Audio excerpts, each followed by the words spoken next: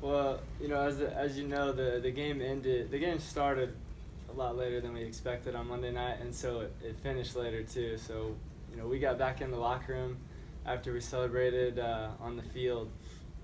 We kind of stopped for a second. We were like, wait, what time is it? And it was like 1:48, and we were like, dude.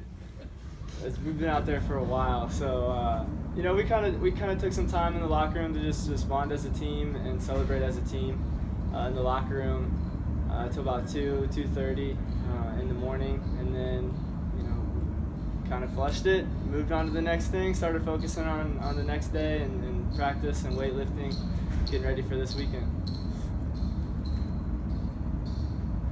Connor, as a senior, you're obviously savoring the moment. What are you telling some of the younger guys?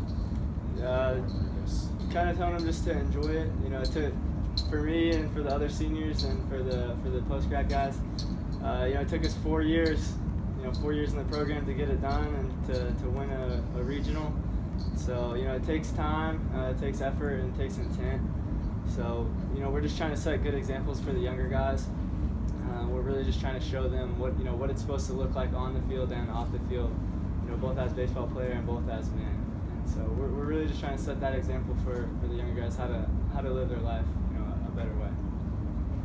How do you get ready for pitchers? You know the team, but you may not have seen the pitchers. Kind of like with a regional, you can only go by a scouting report. Sometimes you can take a couple of innings or at bats, whatever. How do you prepare guys you have not seen?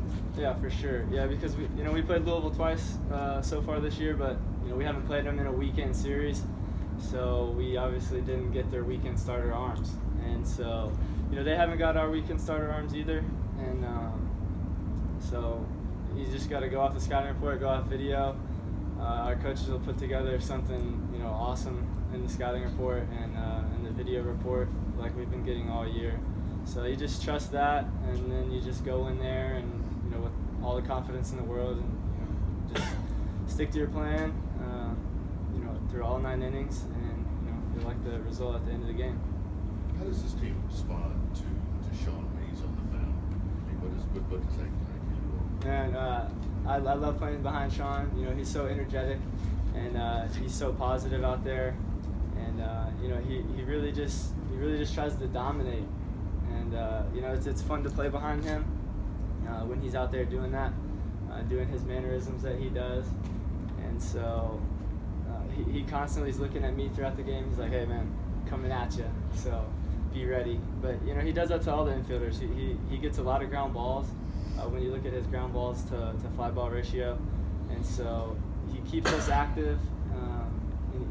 He really just works the game, works at a quick tempo, and it's fun to play behind him. As Coach has said, when the season started, people didn't expect you guys to do a whole lot. The fact that you've gotten to this point, you've beaten expectations all year, can you take kind of a loose attitude into this regional and feel like you hang out, let it all hang out, you got nothing to lose? Yeah, I mean, I think we really do. We really do have nothing to lose, and we are going to play loose and we are going to play free, because that's who we are, and that's when we play our best baseball. We went down to Florida with the SEC regular season championship on the line, and we played a little tight and played a little tense, and we didn't play well. Same thing with the SEC tournament. It was we're trying to win a championship so bad. A lot of guys wanted it so bad, and we were a little tight there in those situations. And so when we got back home, we were like, dude, no pressure, no stress. We just got to play loose, play our game, give our very best, and execute our game plan, and we'll live with the result at the end of the day if we do that and we leave it all on the field. So we've been taking that same mindset into practice this week, and we're going to take that same mindset into the Super Regional at Louisville. Connor, as an old guy, can you see if the dugout starts getting tight, and will somebody step up and say, hey, everybody chill out and relax? Yeah, I mean, you can see that. Fortunately for us this weekend, it was pretty loose.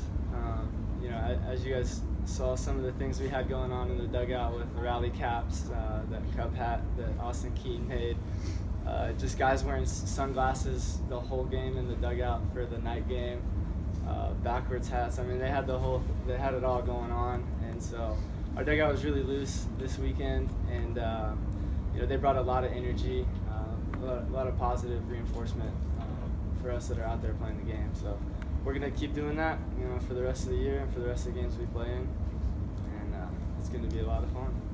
Connor, here, last weekend the crowd was so into it. You guys seemed to beat off the crowd and vice versa. It's going to be kind of a different atmosphere when you go to Louisville. The crowd there is going to be against you. How do you take a different mindset into that kind of environment, considering what you guys had this past weekend? Yeah, I think we played pretty well on the road so far this season, and we enjoy going to other places. We enjoy competing in those environments. That's why you come to the SEC to play baseball. And so we're going to take it for what it is. We already know going into it that it's going to be a packed house. It's a hostile environment. It's you got a lot of rowdy fans down there. But I think Big Blue Nation's going to travel pretty well. So we'll be decently represented there. And our fans are going to show up, and they're going to be loud too. So ultimately, we just got to stay with us, stay in our dugout, just kind of stay in our own little world while we're playing the game, not get caught up in the fans, not get caught up in the environment, but really just dial in and focus on, our game goals and executing those. And if we do that, it doesn't matter what the fans do because they're not out there on the field. A couple of years ago, you guys played LSU. This was right before you got here. Maybe a good freshman. Right before you got here, played LSU and lost. And Henderson said the moment was too big for us. The moment, how big was it in Florida, the SEC, and then how do you totally change that when your season's on the line, like you did last week? Yeah. I don't think I was here for that LSU series. A few years back, about 4 or 5 years ago. The moment changes throughout the year, and it changes. There's kind of different seasons. You have your early spring season, then you get into SEC play and your conference play, and so that kind of changes. The moments become a little bit bigger when you're playing in front of bigger crowds, and especially when you come down the stretch when you have championships on the line. But you just got to realize, and I know I said this last week, but you got to realize that the mountain's 60 feet 6 inches away, and one base is still 90 feet away from the other. And it's just baseball. You've been playing it your whole life. Just go out and have fun, have the time of your life. Just love on your teammates, pour into them, and vice versa. They're going to do the same.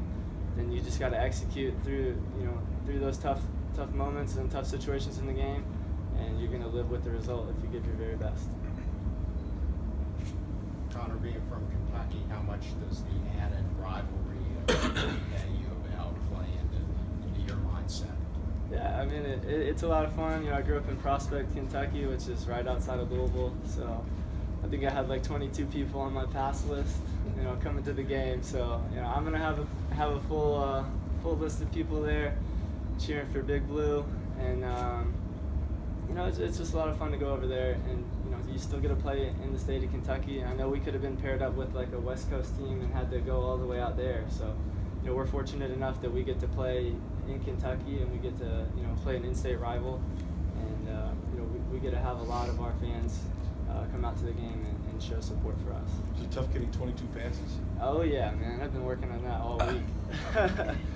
So constantly having guys send me, hey, here's 1 or 2, here's 2 or 3 tickets, and so, but I've been able to get it done. My teammates are great. When you ask for something, they respond right away, and they just get the job done. Is there a comfort level with you guys, and maybe U of L too, because you know each other, you know where you're going, you know what to expect, instead of going to Oregon State or Texas or someplace you've never been and you don't know what to expect? Yeah, for sure. Like I said earlier, we've already played them twice. We haven't seen some of their arms. They haven't seen some of our arms. So, they're still a little surprised in that regard. But, we're going to have really good scouting reports, really good video reports. As a sense of comfort, yeah, I guess, I'm familiar, as a team, we're familiar with a lot of their players and what we need to do, and, how we need to play our game, how we need to execute our game plan. It's been the same all year. If we execute our game goals and we execute what we want to execute, then we're going to get the result at the end of the day, and we're going to like the result at the end of the day. 1 or 2 more for Chetty, then we'll get Riley in here. How do ground balls react when that circles compared to the one here? Yeah, we play on a natural field, and they have a turf field, obviously. It's a little different. They have a little bit more bounce to it. At times it can play a little faster there, especially if they have a little rain on it, a little water. But if you look at the forecast, I think it's going to be sunny or cloudy all week, so it should play, like a normal field, good true surface, and yeah, it's going to have a little bounce to it, but nothing that we haven't prepared for, nothing that we haven't played on, all year long.